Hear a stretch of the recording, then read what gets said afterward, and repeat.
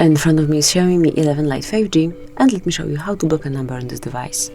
So first of all, just open the phone dialer and tap on More icon.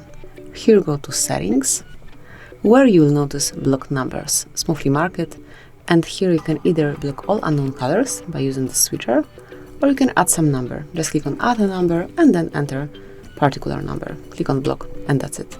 If you'd like to remove this number from your blacklist, just click on the cross icon and mark Unblock. You can also block some particular color.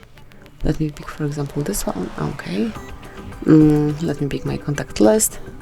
Let's choose some contact, tap on More, and select Block Numbers.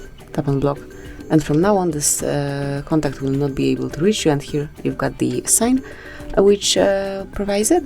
And then if you tap on More and click on Unblock, it will no longer be on this block and will be able to reach you.